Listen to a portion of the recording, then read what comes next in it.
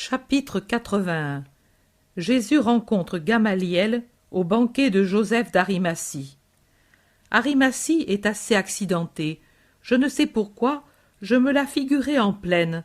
Pourtant, ces collines s'abaissent graduellement vers la plaine qui, à certains détours de la route, apparaît fertile du côté du couchant et, en cette matinée de novembre, disparaît à l'horizon sous une brume qui semble une étendue d'eau illimitée. Jésus est avec Simon et Thomas. Il n'a pas d'autres apôtres avec lui. J'ai l'impression qu'il tient sagement compte des sentiments et des caractères divers des gens qu'il doit fréquenter et que, selon les circonstances, il amène avec lui ceux qu'un hôte peut accepter sans être trop heurté. Ces Juifs doivent être plus susceptibles que des femmelettes romantiques. Je me rends compte qu'il parle de Joseph d'Arimathie, et Thomas, qui peut-être le connaît très bien, montre ses vastes et belles propriétés sur la colline, spécialement du côté de Jérusalem, sur la route qui va de la capitale à Arimathie et relie ensuite cette localité avec Joppé. Tel est, je me rends compte, le sens de leur conversation, et Thomas parle aussi avec admiration des champs que possède Joseph, qui bordent les routes de la plaine. Simon dit: « Mais au moins, ici les hommes ne sont pas traités comme des animaux. Ô ceux d'Horace! En effet, ici, les travailleurs sont bien nourris et bien vêtus, et montrent la satisfaction des gens qui ont une bonne situation. Ils saluent avec respect, parce qu'ils savent certainement déjà quel est cet homme de haute taille et distingué, qui va à travers les campagnes d'Arimathie, vers la maison de leur maître, et ils l'observent en parlant entre eux à voix basse. Lorsque déjà apparaît la maison de Joseph, voici qu'un serviteur qui demande, après une profonde inclination: « Es-tu le rabbi attendu ?» « C'est moi, » répond Jésus. L'homme salue profondément et court avertir le maître. La maison est entourée d'une haute haie, toujours verte, qui remplace ici le mur élevé de la maison de Lazare et l'isole de la route en faisant une suite harmonieuse au jardin très boisé qui entoure la maison et dont les arbres maintenant ont presque complètement perdu leur feuillage. Avant que Jésus y arrive, Joseph d'Arimathie, dans ses amples vêtements à franges, vient à la rencontre de Jésus et s'incline profondément, les bras croisés sur la poitrine. Ce n'est pas le salut humble de quelqu'un qui reconnaît en Jésus le Dieu fait chair et qui s'humilie en pliant le genou et en s'abaissant jusqu'au sol avec le baiser sur les pieds ou sur la frange du vêtement de Jésus, mais c'est toujours un salut très respectueux. Jésus s'incline lui aussi et puis donne son salut de paix. « Entre, maître, tu m'as fait plaisir en acceptant l'invitation. Je n'attendais pas de ta part tant de condescendance. »« Pourquoi ? Je vais aussi chez Lazare et... Lazare est pour toi un ami, moi je suis un inconnu. Tu es une âme qui cherche la vérité. La vérité ne te repousse donc pas. Tu es la vérité ? Je suis le chemin, la vie et la vérité. Celui qui m'aime et me suit trouvera en lui-même le chemin sûr, la vie bienheureuse, et connaîtra Dieu, car Dieu qui est amour et justice est par surcroît la vérité. Tu es un grand docteur, toutes tes paroles respirent la sagesse. Puis il se tourne vers Simon. Je suis heureux que toi aussi, après une si longue absence, tu reviens dans ma maison. Simon répond: Mon absence n'était pas volontaire. Tu sais quel sort fut le mien, et quelle douleur avait frappé la vie du petit Simon que ton père aimait bien. Je le sais, et tu dois savoir qu'il n'y a jamais eu de ma part une parole en ta défaveur. Je sais tout. Mon fidèle serviteur m'a dit que c'est à toi aussi que je dois d'avoir vu respecter ma propriété. Dieu t'en récompense. J'étais quelque chose au Sanhédrin, et j'ai usé de cette situation pour apporter une aide juste à un ami de ma maison. Simon répond: Nombreux étaient les amis de la mienne, et nombreux ceux qui étaient quelque chose au Sanhédrin, mais ils n'étaient pas justes comme toi. Et celui-ci, qui est-il? Ce n'est pas un nouveau visage pour moi, mais je ne sais où. Je suis Thomas, surnommé Didyme. Ah, voilà! Est-ce que ton vieux père vit encore? Il vit. Il est toujours à ses affaires avec mes frères. Je l'ai quitté pour le maître, mais il en est heureux. C'est un véritable Israélite, et puisqu'il est arrivé à croire que Jésus de Nazareth est le Messie, il ne peut être qu'heureux que son fils soit parmi ses préférés. Il se trouve maintenant dans le jardin près de la maison. J'ai retenu Lazare. Il est dans la bibliothèque, occupé à lire un résumé des dernières séances du Sanhédrin. Il ne voulait pas s'arrêter car... Je sais que maintenant tu sais. C'est pour cela qu'il ne voulait pas rester. Mais j'ai dit... Non, il n'est pas juste que tu aies honte. Dans ma maison, personne ne te fera injure. Reste. À s'isoler, on reste seul contre tout un monde, et comme le monde est plutôt mauvais que bon, celui qui est seul est abattu et foulé aux pieds. Ai-je bien parlé? Jésus répond, tu as bien parlé et bien agi. Maître, aujourd'hui, il y aura Nicodème et Gamaliel. Est-ce que cela te fait de la peine? Pourquoi devrais-je en souffrir? Je reconnais sa sagesse. Oui, il avait envie de te voir, et quand même rester ferme dans ses idées. Tu sais, des idées. Il dit que lui a déjà vu le Messie et qu'il attend le signe qu'il lui a promis pour sa manifestation. Mais il dit aussi que tu es un homme de Dieu. Il ne dit pas l'homme, il dit un homme de Dieu. Subtilité rabbinique, n'est-ce pas? Tu n'en es pas offensé? Jésus répond, subtilité, tu as bien dit. Il faut les laisser faire. Les meilleurs pourront par eux-mêmes se greffer des branches inutiles qui ne donnent que des branches et pas de fruits. Mais ensuite, ils viendront à moi. Joseph fait remarquer, j'ai voulu te dire ces paroles à lui, car certainement il te les dira simplement lui-même. Il est franc. C'est une vertu rare, et que j'apprécie beaucoup, répond Jésus. Oui, je lui ai dit encore, mais avec le maître, il y a Lazare de Béthanie. J'ai parlé ainsi parce que, eh bien, oui, à cause de sa sœur. Mais Gamaliel a répondu, est-elle présente? Non. Et alors? La boue tombe du vêtement qui n'est plus à son contact. Lazare l'a secoué de lui-même, et je ne suis pas contaminé par son vêtement. Et puis, je pense que si un homme de Dieu va dans sa maison, je peux le fréquenter aussi, même si docteur de la loi. Gamaliel a un bon jugement, pharisien et docteur jusqu'à la moelle des os, mais aussi honnête et juste, dit Jésus. Je suis content de te l'entendre dire, maître. Voici Lazare. Lazare se baisse pour baiser la veste de Jésus. Il est heureux d'être avec lui, mais on voit aussi son angoisse qui est manifeste dans l'attente des convives. Certes, je sais que le pauvre Lazare doit ajouter à ces tortures déjà connues par les hommes à travers l'histoire, celles ignorées et pas assez réfléchies par le plus grand nombre, la souffrance morale de ce terrible aiguillon qui est la pensée et qui s'interroge. Que me dira-t-il celui-ci? Que pense-t-il de moi? Me blessera-t-il avec des paroles ou avec un regard de mépris?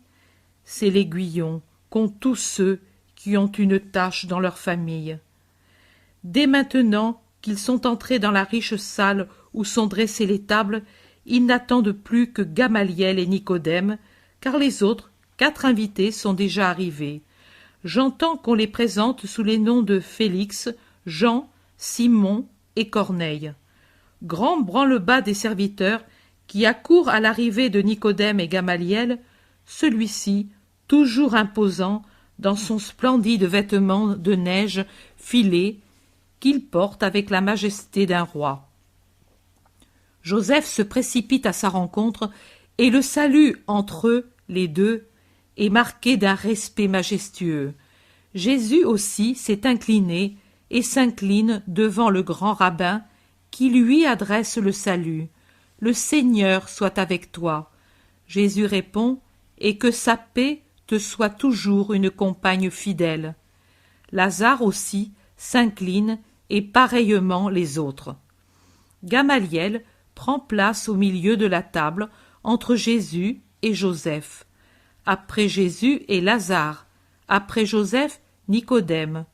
Le repas commence avec les prières rituelles que Gamaliel récite et après l'échange des politesses des principaux personnages, Jésus, Gamaliel et Joseph.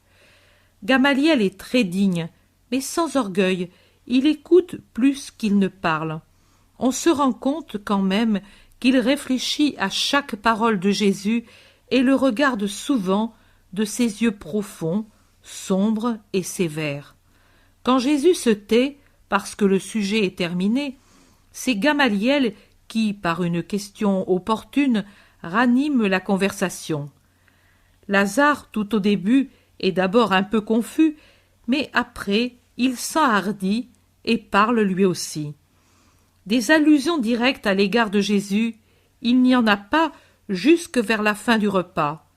C'est alors que s'allume une discussion entre celui qui s'appelle Félix et Lazare, et à laquelle s'unit ensuite Nicodème pour soutenir Lazare, et à la fin celui qui s'appelle Jean, au sujet de la preuve, pour ou contre un individu, pour ce qui concerne les miracles. Jésus se tait.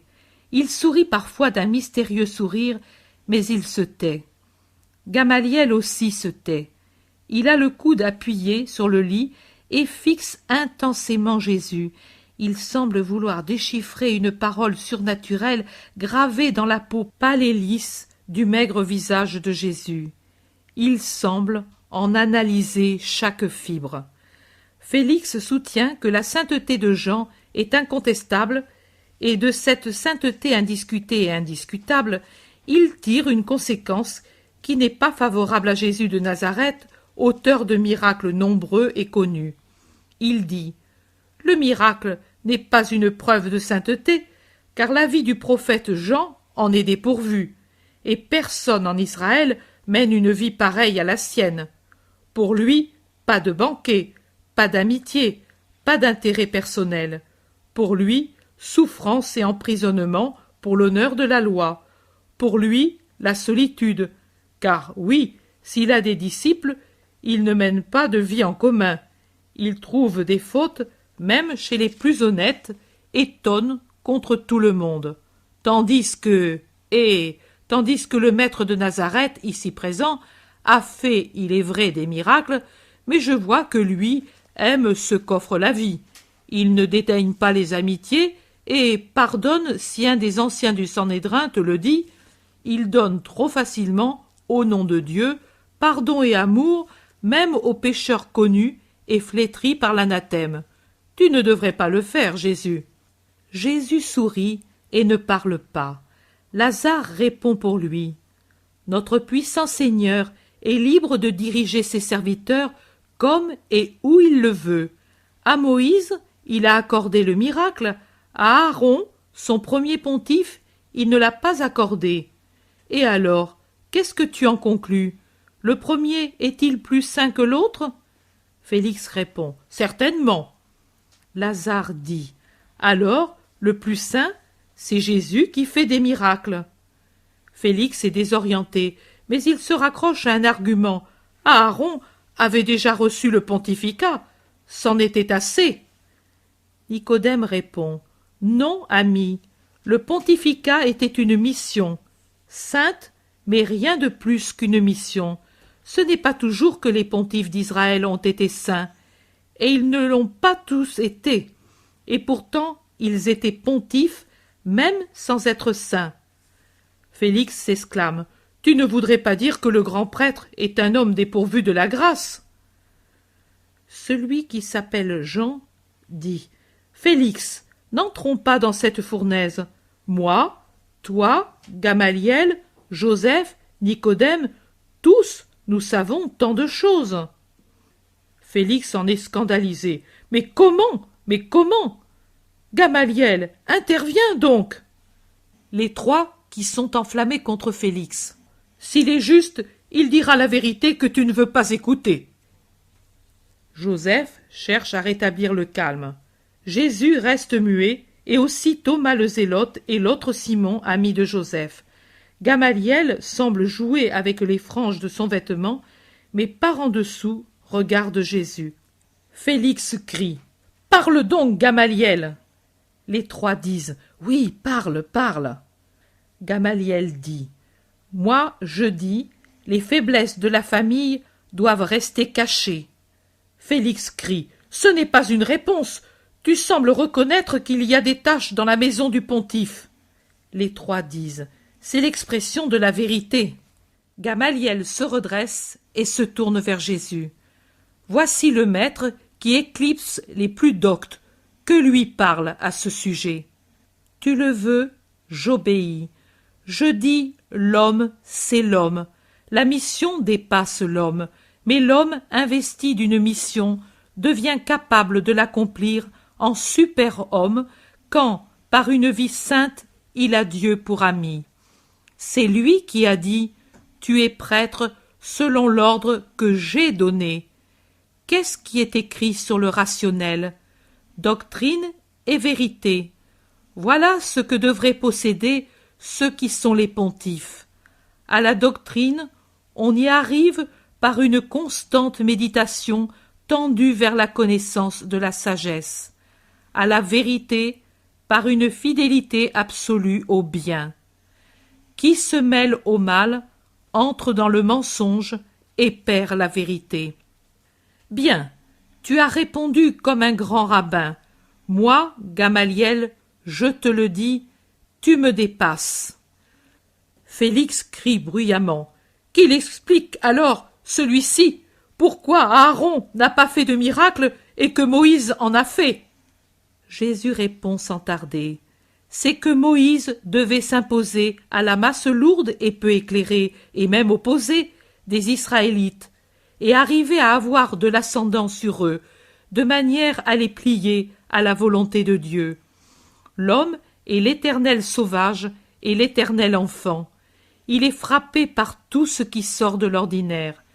Le miracle, c'est ça, une lumière que l'on agite devant des pupilles obscurcies. C'est un bruit près des oreilles bouchées.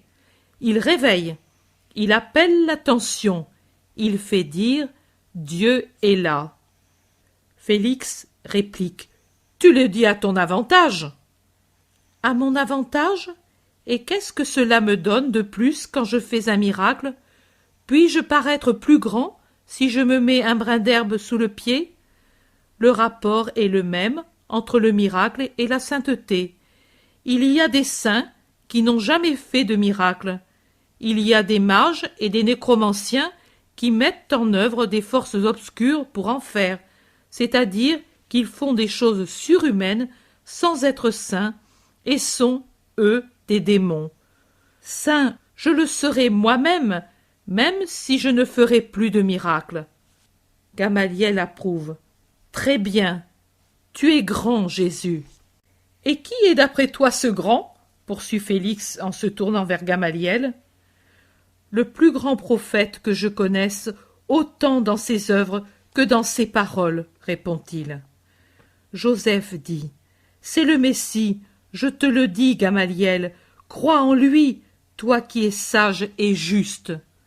Comment? Toi aussi qui diriges les Juifs, toi l'ancien, notre gloire, tu tombes dans cette idolâtrie pour un homme? Mais qu'est-ce qui te prouve que c'est le Christ? Pour moi, je ne le croirais pas, même si je le voyais faire des miracles. Mais pourquoi n'en fait-il pas un devant nous? Dis-le lui, toi qui le loues. Dis-le lui, toi qui le défends, dit Félix à Gamaliel et à Joseph. Joseph répond sèchement. Je ne l'ai pas invité pour amuser des amis, et je te prie de te souvenir qu'il est mon hôte. Félix se lève et s'en va fâché et grossier. Il y a un moment de silence. Jésus se tourne vers Gamaliel. « Et toi, Tu ne demandes pas de miracle pour croire? Gamaliel répond: Ce ne seront pas les miracles d'un homme de Dieu qui m'enlèveront l'aiguillon que je porte au cœur de ces 3 questions qui restent sans réponse. Quelles questions? Le Messie est-il vivant? Était-ce celui-là? Est-ce celui-ci? Joseph s'exclame: C'est lui, je te le dis, Gamaliel. Ne te rends-tu pas compte qu'il est saint, différent des autres, puissant? Oui. Et alors, qu'attends-tu pour croire? Gamaliel ne répond pas à Joseph. Il se tourne vers Jésus. Une fois, ne te déplaise, Jésus, si je suis tenace dans mes idées. Une fois, quand vivait encore le grand et sage Hillel, j'ai cru, et lui comme moi, que le Messie était en Israël, grand éclair du soleil divin, en cette froide journée d'un hiver qui ne voulait pas finir. C'était la Pâque. Les gens tremblaient à cause des moissons gelées. Moi, je dis, après avoir entendu ces paroles, Israël est sauvé. À partir d'aujourd'hui, abondance dans les champs et bénédiction dans les cœurs. L'attendu s'est manifesté par son premier éclair, et je ne me suis pas trompé. Vous pouvez tous vous rappeler quelle récolte il y eut en cette année de 13 mois, comme celle-ci, et ça continue. Quelles paroles as-tu entendues? Qui les prononçait? C'était quelqu'un qui sortait de l'enfance, mais Dieu resplendissait sur son visage innocent et charmant. Il y a 19 ans que j'y pense et que je garde ce souvenir, et je cherche à entendre de nouveau cette voix qui disait des paroles de sagesse. Quelle est la partie du monde qui l'accueille? Moi, je pense que c'était Dieu, sous l'apparence d'un enfant, pour ne pas effrayer l'homme, comme un éclair qui, en sillonnant le ciel, apparaît rapide à l'Orient et au couchant, au nord et au midi. Lui, le divin, sous son apparence de miséricordieuse bonté, avec la voix et le visage d'un enfant et une pensée divine, il parcourt la terre pour dire aux hommes: C'est moi. Telle est ma pensée. Quand reviendra-t-il en Israël? Quand? Et je pense, quand Israël sera un autel pour son pied divin. Et mon cœur gémit en voyant l'abjection d'Israël. Jamais. Ô dure réponse! Et elle est vraie. La sainteté peut-elle descendre en la personne de son Messie, tant que l'abomination est en nous? Jésus répond: Elle le peut et le fait parce qu'elle est miséricorde. Gamaliel le regarde pensif et puis demande: Quel est ton vrai nom? Jésus se lève, imposant, et dit: Je suis celui qui suis, la pensée et la parole du Père. Je suis le Messie du Seigneur. Toi? Je ne puis le croire. Grande est ta sainteté, mais cet enfant auquel je crois, voici ce qu'il dit alors: Je donnerai un signe. Ces pierres frémiront quand ce sera mon heure. J'attends ce signe pour croire. Peux-tu me le donner pour me persuader que tu es, toi, l'attendu? Les deux maintenant debout, grands, solennels, l'un dans son ample vêtement de lin blanc, l'autre dans son simple habit de laine rouge foncé, l'un âgé, l'autre jeune, aux yeux dominateurs et profonds tous les deux, se regardent fixement. Puis Jésus abaisse le bras droit, qui était plié sur sa poitrine, et comme s'il jurait, s'écrie: Tu veux ce signe, et tu l'auras. Je répète les lointaines paroles. Les pierres du temple du Seigneur frémiront à mes dernières paroles. Attends ce signe, docteur d'Israël, homme juste, et puis crois, si tu veux obtenir le pardon et le salut. Bienheureux dès maintenant, si tu pouvais déjà croire. Mais tu ne le peux. Des siècles de croyances erronées au sujet d'une juste promesse et des amas d'orgueil te barrent, comme un mur, le chemin de la vérité et de la foi. Tu dis bien, j'attendrai ce signe. Adieu, que le Seigneur soit avec toi. Adieu, Gamaliel, que l'Esprit éternel t'éclaire et te conduise. Tous saluent Gamaliel qui s'en va avec Nicodème, Jean et Simon du Sanhédrin. Restent Jésus, Joseph, Lazare, Thomas, Simon le Zélote et Corneille. Joseph dit, « Il ne se rend pas. Je voudrais que tu l'aies parmi tes disciples, poids décisif en ta faveur, et je n'y réussis pas. » Ne t'en afflige pas. Aucune influence ne pourra me sauver de l'orage qui déjà se prépare. Mais Gamaliel, s'il ne se prononce pas en ma faveur, ne se prononcera pas non plus contre le Christ. C'est quelqu'un qui attend. Tout se termine. Chapitre 82. Guérison de l'enfant mourant. Le soldat Alexandre, sommation à Jésus. Voilà l'intérieur du temple. Jésus est avec les siens, près du temple proprement dit, c'est-à-dire du lieu saint où doivent entrer seulement les prêtres.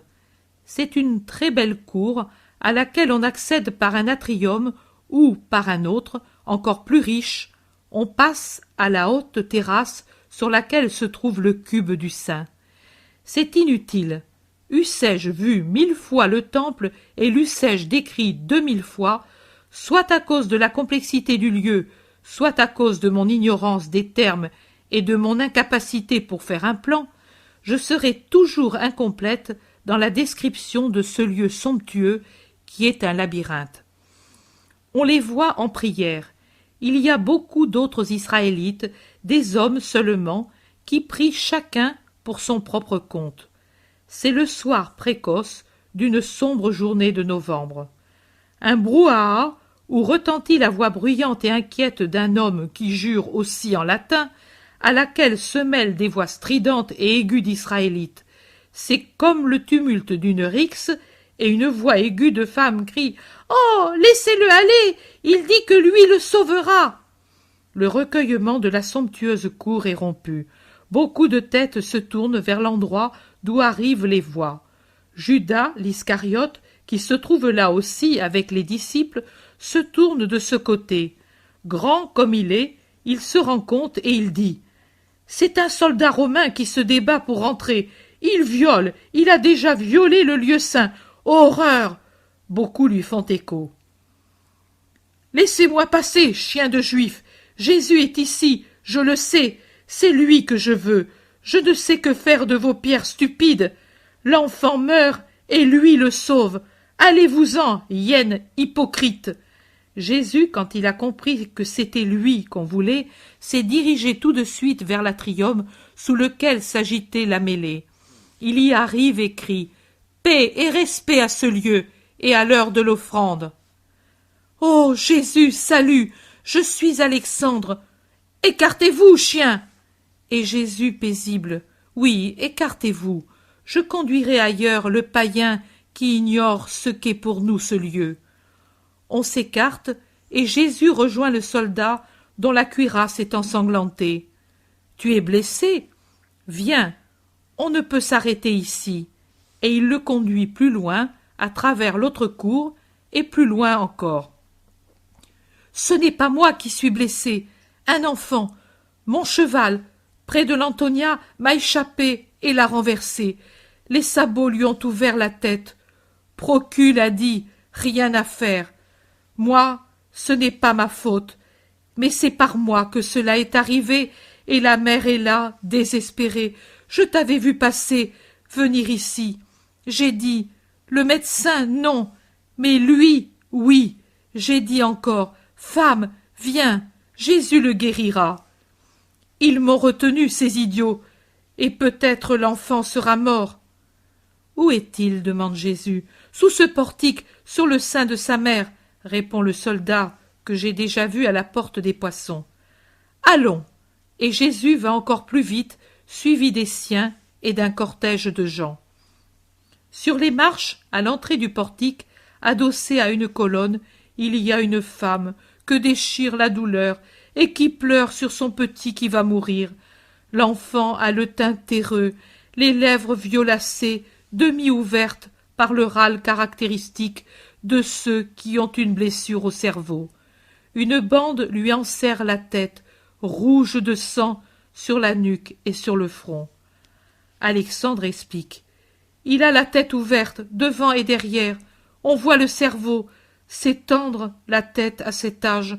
Et le cheval était fort et venait d'être ferré. Jésus est près de la femme, qui ne parle pas non plus.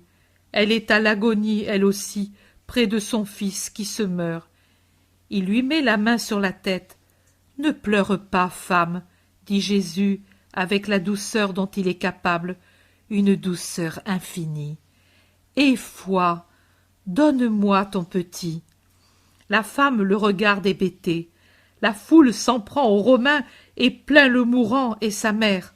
Alexandre se débat entre les sentiments de colère que lui font éprouver des accusations injustes, la pitié et l'espoir. Jésus s'assoit près de la femme après avoir vu qu'elle ne sait plus faire un geste. Il se penche, prend dans ses longues mains la petite tête blessée, se penche encore davantage, s'approche du minois de cire, souffle sur la petite bouche qui râle. Un instant, puis il a un sourire que l'on voit à peine à travers les mèches de cheveux qui pendent sur le front. Il se redresse, l'enfant ouvre les yeux et essaie de s'asseoir. La mère craint que ce soit le suprême effort et crie en le tenant sur son cœur. « Laisse-le aller, femme. Bébé, viens vers moi, » dit Jésus toujours assis à côté de la femme, lui tendant les bras avec un sourire. Et l'enfant se jette, rassuré, dans ses bras. Il pleure, non pas de douleur, mais par la peur que lui rappelle le souvenir de la scène. « Il n'y a plus de cheval, il n'y en a plus, » dit Jésus pour le rassurer. « Tout est passé. Ça te fait encore mal ici ? » ?»« Non, mais j'ai peur, j'ai peur. » »« Tu le vois, femme, il n'y a plus que la peur.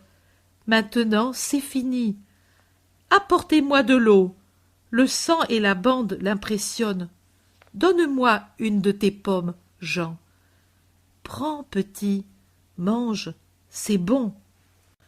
On apporte de l'eau. C'est le soldat Alexandre qui en apporte aussi dans son casque. Jésus s'apprête à détacher la bande.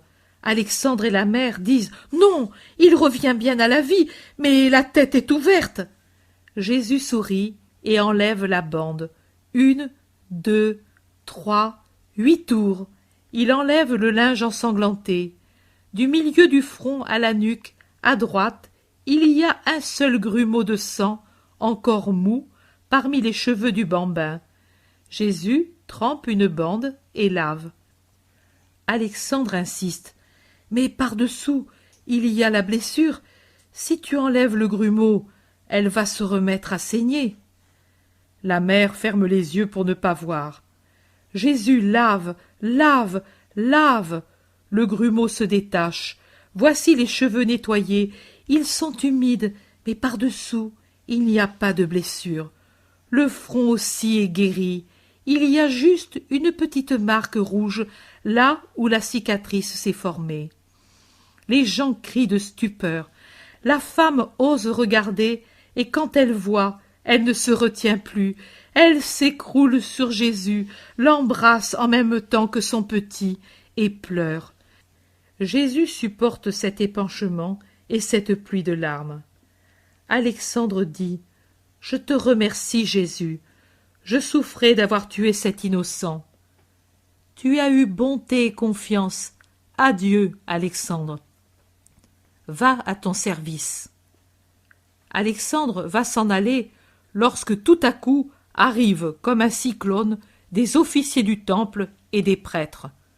Le grand prêtre t'intime, par notre intermédiaire, l'ordre de sortir du temple, toi et le païen profanateur, et tout de suite. Vous avez troublé l'offrande de l'encens. Celui-ci a pénétré dans un lieu réservé à Israël. Ce n'est pas la première fois qu'à cause de toi, le temple est en rumeur. Le grand prêtre, et avec lui les anciens de service, t'ordonnent de ne plus mettre les pieds ici, à l'intérieur. Va, et reste avec tes païens. Nous ne sommes pas des chiens, nous non plus. C'est lui qui le dit. Il n'y a qu'un seul Dieu qui a créé les Juifs et les Romains. Si c'est sa maison, et si je suis sa créature, j'y puis entrer, moi aussi, répond Alexandre, blessé par le mépris avec lequel les prêtres disent païen. Tais-toi, Alexandre, je vais parler, interrompt Jésus, qui, après avoir baisé le petit, l'a rendu à sa mère et s'est levé. Il dit au groupe qui vient le chasser. Personne ne peut défendre à un fidèle, à un vrai Israélite, dont personne ne peut prouver qu'il est en état de péché, de prier près du saint. Mais d'expliquer la loi dans le temple, oui, tu en as pris le droit sans l'avoir et sans le demander. Qui es-tu? Qui te connaît? Comment usurpes-tu un nom et une place qui ne t'appartiennent pas? Jésus les regarde avec des yeux, puis il dit « Judas de Kériote, avance ici !» Judas ne paraît pas enthousiaste de l'invitation. Il avait cherché à s'éclipser dès la venue des prêtres et des officiers du temple.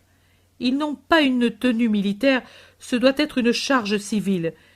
Mais il lui faut obéir, car Pierre et Jude d'Alphée le poussent en avant. « Judas, réponds, dit Jésus. Et vous, regardez-le, vous le connaissez? Il est du temple. Le connaissez-vous? » Ils doivent répondre forcément oui.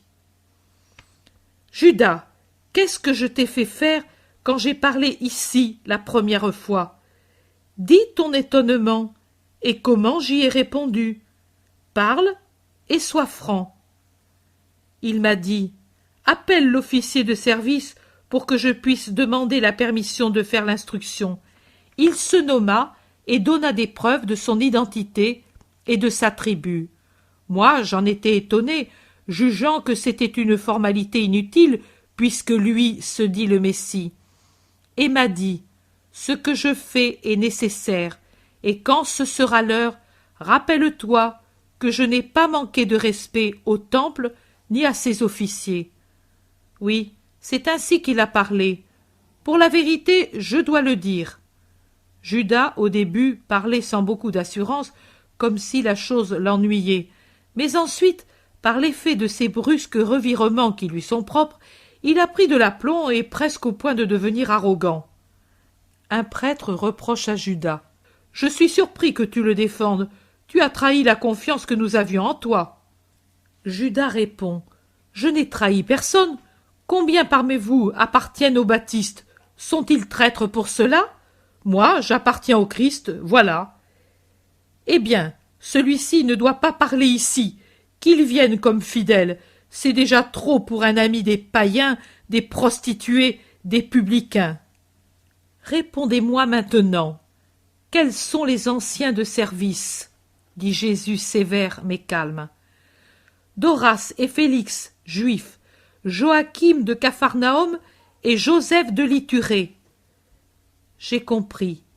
Allons, rapportez aux 3 accusateurs, car l'Ithuréen n'a pas qualité pour l'être, que le temple n'est pas tout Israël et qu'Israël n'est pas le monde entier, que la bave des reptiles, pour très venimeuse qu'elle soit, ne submergera pas la voix de Dieu, ni son venin ne paralysera pas mes allées et venues parmi les hommes, tant que ce ne sera pas l'heure.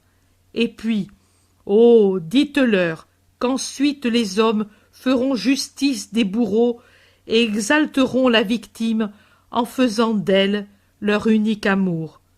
Allez, et quant à nous, allons. Jésus se revêt de son pesant manteau foncé et sort au milieu des siens. Derrière eux se trouve Alexandre, qui est resté pendant la discussion, en dehors de l'enceinte, près de la tour Antonia. Il dit « Je te salue, maître, et je te demande pardon d'avoir été pour toi une cause de réprimande. Oh, ne t'afflige pas, ils cherchaient un prétexte, ils l'ont trouvé. Si ce n'avait pas été toi, c'aurait été un autre. Vous, à Rome, vous faites des jeux au cirque avec des fauves et des serpents, n'est-ce pas? Eh bien, je te dis qu'il n'y a pas de fauve plus féroce et plus perfide que l'homme qui veut tuer un autre homme. Et moi, je te dis qu'au service de César, j'ai parcouru toutes les régions romaines, mais je n'ai jamais, à l'occasion de 1000 et 1000 rencontres, trouvé quelqu'un de plus divin que toi. Non, nos dieux ne sont pas divins comme toi, ils sont vindicatifs, cruels, bagarreurs, menteurs. Toi, tu es bon, tu es vraiment un homme, mais qui n'est pas seulement homme. Salut, maître. Adieu, Alexandre. Avance dans la lumière. Tout prend fin. Chapitre 83. Jésus parle à Nicodème pendant la nuit à Gethsémani. Jésus est dans la cuisine de la maisonnette de l'Oliveraie au souper avec ses disciples. Il parle des événements de la journée qui, cependant, n'est pas celle précédemment décrite, car je constate qu'on parle d'autres faits, parmi lesquels la guérison d'un lépreux survenu près des tombeaux sur la route de Bethphagée. Barthélemy dit « Il y avait aussi un centurion qui regardait. » Et il ajoute « Il m'a demandé du haut de son cheval « L'homme que tu suis fait souvent des choses semblables ?» Et à ma réponse affirmative, il s'est écrié « Alors, il est plus grand qu'Esculape, et il deviendra plus riche que Crésus. » J'ai répondu « Il sera toujours pauvre aux yeux du monde, car il ne reçoit pas, mais il donne, et ne veut que des âmes pour les conduire au Dieu vrai. » Le centurion m'a regardé très étonné, et puis il a éperonné son cheval et s'en est allé au galop. Il y avait aussi une dame romaine dans sa litière. Ce ne pouvait être qu'une femme. Elle avait baissé les rideaux, mais jeté des coups d'œil au dehors. « Voilà ce que j'ai vu, » dit Thomas. Barthélemy. Oui, elle était au début de la courbe de la route. Elle avait donné l'ordre de s'arrêter quand le lépreux avait crié « Fils de David, aie pitié de moi !» Il y avait le rideau déplacé, et j'ai vu qu'elle t'a regardé avec une loupe précieuse, et elle a ri ironiquement. Mais quand elle a vu que toi, par ton seul commandement, tu l'avais guérie, alors elle m'a appelé et m'a demandé « Mais c'est celui qu'on donne pour le vrai Messie ?» J'ai répondu que oui, et elle m'a dit « Tu es avec lui ?» Et puis elle a demandé « Est-il vraiment bon ?» Jean a dit « Pierre et Judas interrompent Barthélemy et demandent à Jean « Alors, tu l'as vue? Comment était-elle » « Bah, une femme. »« Quelle découverte !» dit Pierre en riant, et l'Iscariote poursuit. « Mais elle était belle, jeune, riche. »« Oui, il me semble qu'elle était jeune et belle également, mais je regardais toujours vers Jésus plutôt que de son côté. Je voulais voir si le maître se remettait en route. »« Imbécile !» murmure l'Iscariote entre ses dents. « Pourquoi, dit Jacques de Zébédée pour le défendre, mon frère n'est pas un Ganymède en quête d'aventure. Il a répondu par politesse, mais il n'a pas manqué à sa première qualité. » L'Iscariote demande « Laquelle ?»« Celle d'un disciple qui garde pour son maître son unique amour, » répond Jacques. Judas baisse la tête mécontent.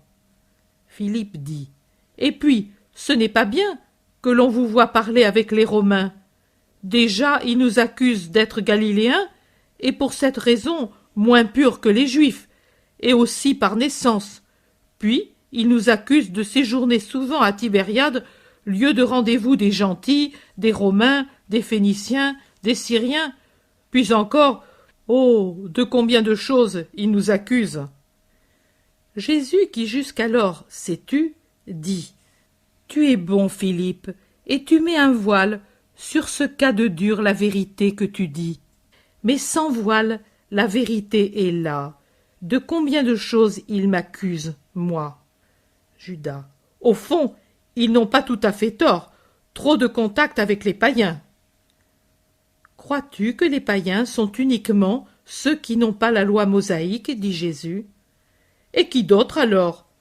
Judas, peux-tu jurer sur notre Dieu de ne pas avoir du paganisme dans ton cœur, et puis jurer que les Israélites les plus en vue en sont indemnes? Mais maître, des autres je n'en sais rien, mais moi je peux le jurer en ce qui me concerne. Jésus demande encore, dans ta pensée, qu'est-ce que c'est que le paganisme? Mais c'est suivre une religion qui n'est pas vraie, adorer les dieux, réplique vivement Judas.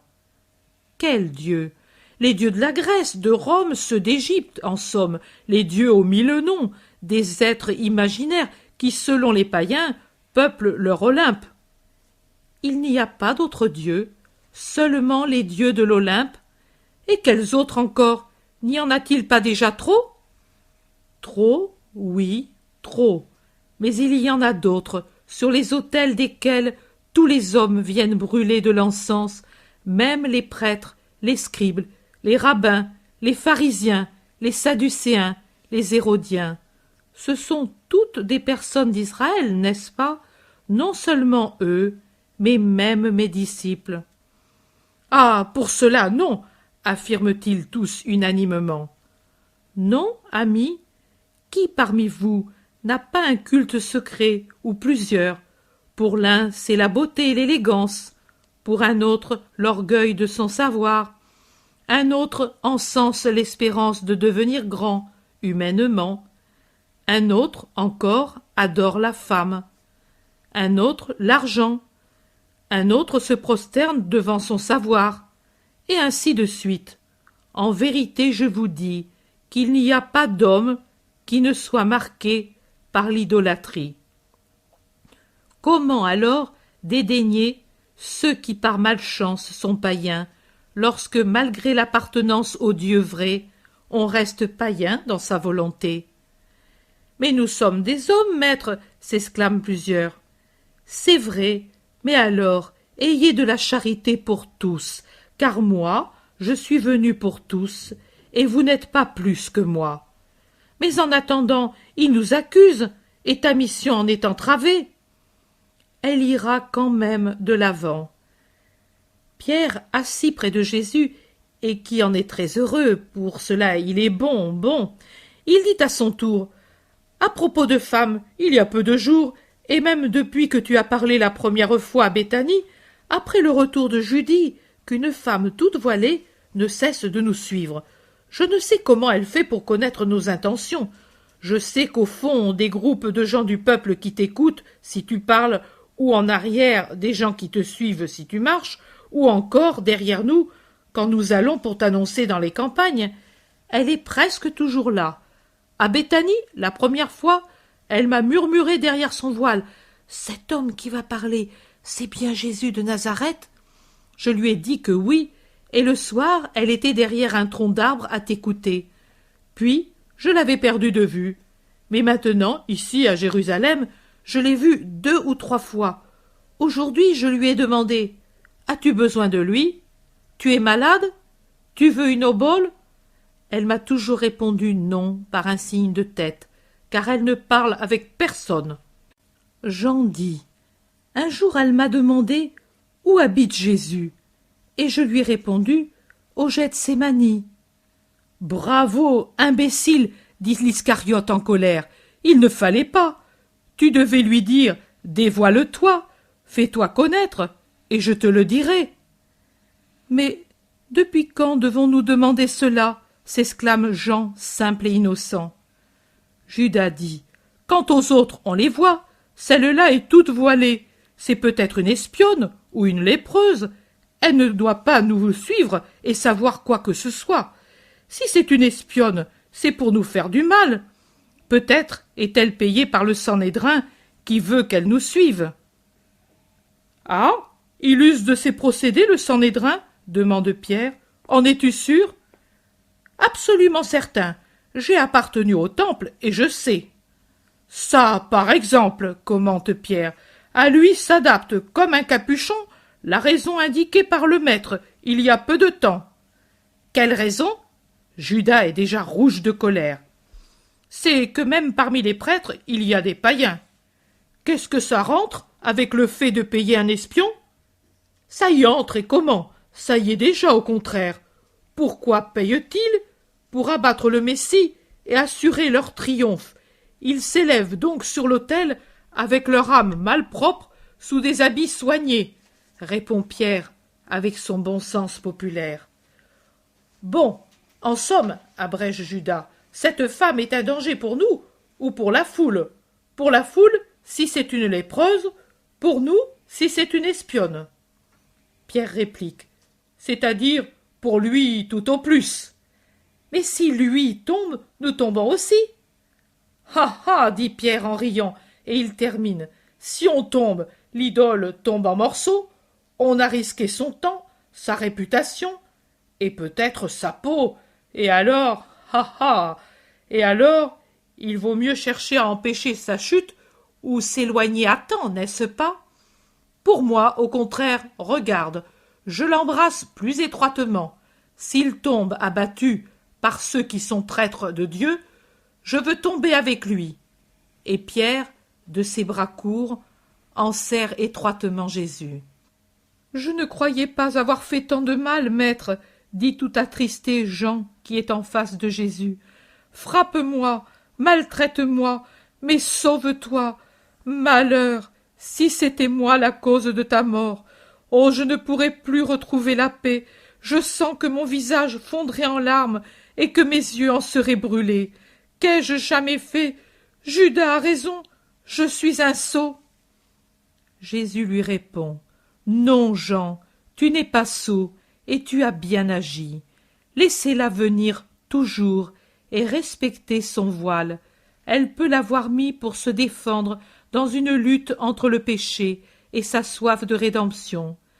Savez-vous quelle blessure frappe un être quand cette lutte survient? Connaissez-vous ses pleurs et la rougeur qui lui monte au front? Tu as dit, Jean, cher fils au cœur enfantin et bon, que ton visage se creuserait par l'effet de tes pleurs intarissables si tu avais été pour moi une cause de mal. Mais sache que lorsqu'une conscience qui s'éveille commence à ronger une chair qui a été péchée pour la détruire et triompher par l'esprit, elle doit forcément consumer tout ce qui a été attraction de la chair, et la créature vieillit, se fane sous l'ardeur de ce feu qui la travaille. Ce n'est qu'après, une fois que la rédemption a son terme, qu'elle se refait une nouvelle, sainte et plus parfaite beauté, car c'est la beauté de l'âme qui affleure du regard, du sourire, de la voix, de l'honnête hauteur du front sur lequel est descendu et resplendit comme un diadème le pardon de Dieu. Jean dit, alors je n'ai pas mal fait? Non, et Pierre non plus n'a pas mal fait. Laissez-la faire. Et maintenant que chacun aille se reposer, moi je reste avec Jean et Simon, auxquels je dois parler. Allez. Les disciples se retirent. Peut-être dorment-ils dans la pièce du pressoir d'huile, je ne sais. Ils s'en vont, et sûrement ne rentrent pas à Jérusalem, car les portes sont fermées depuis longtemps. Jésus demande, « Tu as dit, Simon, que Lazare t'a envoyé Isaac avec Maximin aujourd'hui, pendant que j'étais près de la tour de David? Que voulait-il » Il voulait te dire que Nicodème est chez lui et qu'il voulait te parler en secret. Je me suis permis de dire qu'il vienne. Le maître l'attendra pendant la nuit. Tu n'as que la nuit pour être seul. C'est pour cela que je t'ai dit, congédie tout le monde, sauf Jean et moi. Jean aura à se rendre au pont du Cédron pour attendre Nicodème, qui se trouve dans une des maisons de Lazare hors les murs. Moi, j'ai servi à t'expliquer. Ai-je mal fait? Tu as bien fait. Va, Jean, prends ta place. Simon et Jésus restent seuls. Jésus est pensif. Simon respecte son silence, mais Jésus le rompt tout à coup, et comme s'il terminait à haute voix une conversation intérieure, il dit « Oui, c'est bien d'agir ainsi, Isaac, Élie. Les autres suffisent pour garder vivante l'idée qui déjà prend corps parmi les bons et chez les humbles. Pour les puissants, il y a d'autres leviers. Il y a Lazare, Chouza, Joseph, d'autres encore. Mais les puissants ne veulent pas de moi. Ils craignent et tremblent pour leur puissance. J'irai loin de ce cœur juif, toujours plus hostile au Christ. Simon demande: Nous revenons en Galilée? Non, mais loin de Jérusalem. Il faut évangéliser la Judée, c'est aussi Israël. Mais ici, tu le vois, on exploite tout pour m'accuser. Je me retire, c'est pour la seconde fois. Maître, voici Nicodème, dit Jean en entrant le premier. On se salue, et puis Simon prend Jean avec lui et sort de la cuisine en laissant les deux seuls. Nicodème dit: Maître, pardonne-moi si j'ai voulu te parler en secret. Je me méfie pour toi et pour moi de beaucoup de gens. Ma conduite n'est pas uniquement lâche, il y a aussi la prudence et le désir de t'aider plus que si je t'appartenais ouvertement. Tu as beaucoup d'ennemis. Je suis du petit nombre de ceux qui, ici, t'admirent. J'ai pris conseil de Lazare. Lazare est puissant par sa naissance. On le craint parce qu'il est en faveur près de Rome, juste aux yeux de Dieu, sage par maturité d'esprit et par sa culture. Il est ton véritable ami et mon véritable ami. C'est pour cela que j'ai voulu m'entretenir avec lui, et je suis heureux qu'il ait jugé de la même manière que moi. Je lui ai dit les dernières discussions du Sanhédrin à ton sujet, les dernières accusations. Dis simplement la vérité, toute nue, telle qu'elle est. Les dernières accusations, oui, maître, j'étais sur le point de dire: eh bien, moi aussi, je suis des siens, pour qu'au moins dans cette assemblée, il y eût quelqu'un en ta faveur. Mais Joseph, qui s'était approché de moi, m'a dit tout bas: tais-toi, gardons secrète notre manière de voir. Je te dirai après. Et à la sortie, il a dit: oui, il a dit: il vaut mieux ainsi. S'ils savent que nous sommes disciples, ils nous tiendront à l'écart de leurs pensées et de leurs décisions, et ils peuvent lui nuire et nous nuire. S'ils pensent que nous sommes simplement intéressés à tout ce que lui dit, ils n'agiront pas en cachette à notre égard. J'ai compris qu'il avait raison. Ils sont tellement mauvais. J'ai encore mes intérêts et mes devoirs, et Joseph aussi. Tu comprends, maître? Jésus répond à Nicodème: Je ne vous fais aucune réprimande. Avant que tu viennes, je disais cela à Simon, et j'ai décidé aussi de m'éloigner de Jérusalem. Nicodème répond: Tu nous hais parce que nous ne t'aimons pas. Non, je ne hais pas même mes ennemis. Tu le dis, oui, c'est vrai, tu as raison, mais quelle douleur pour moi et Joseph. Et Lazare, que dira Lazare qui aujourd'hui même a décidé de te faire dire de quitter ce lieu pour aller dans une de ses propriétés de Sion? Tu sais, Lazare est puissamment riche. Une bonne partie de la ville lui appartient, ainsi que beaucoup de terres de la Palestine. Le père, à sa fortune et à celle de Kéri, de ta tribu et de ta famille, avait ajouté ce qui était une récompense des Romains à leurs serviteurs fidèles et avait laissé à ses fils un important héritage. Mais ce qui a plus d'importance, une puissante amitié, bien que voilée, avec Rome. Sans elle, qui aurait sauvé de l'infamie toute sa maison après la conduite infamante de Marie, son divorce reconnu uniquement parce que c'était elle, sa vie licencieuse dans cette cité qui est son fief, et à Tibériade, l'élégant lupanar dont Rome et Athènes en ont fait un lieu de galant rendez-vous pour tant de gens du peuple élu? Vraiment, si le Syrien Théophile avait été un prosélyte plus convaincu, il n'aurait pas donné à ses enfants cette éducation hellénisante qui tue tant de vertus et sème tant de volupté. Bu et éliminé sans conséquences fâcheuses par Lazare et spécialement par Marthe, elle a contaminé Marie, qui s'est développée dans sa nature passionnée et a fait d'elle la fange de sa famille et de la Palestine. Non, sans la puissante faveur de Rome qui l'ombrage plus qu'aux lépreux, on leur aurait envoyé l'anathème. Mais puisqu'il en est ainsi, profite de la situation. Non, je me retire. Qui me veut viendra vers moi. J'ai mal fait de parler. Nicodème est effondré. Non, attends, et sois-en persuadé. Jésus ouvre une porte et appelle. Simon, Jean, venez vers moi. Les deux accourent. Simon, dis à Nicodème ce que je te disais quand lui est entré. Que pour les humbles, les bergers suffisaient, et pour les puissants, Lazare, Nicodème et Joseph avec Chouza, et que tu te retirerais loin de Jérusalem sans pourtant abandonner la Judée. Voilà ce que tu disais. Pourquoi me le fais-tu répéter? Qu'est-ce qui est arrivé? Rien.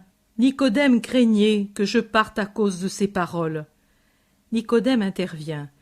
J'ai dit au maître que le Sanhédrin lui est de plus en plus hostile et que ce serait bien qu'il se mette sous la protection de Lazare.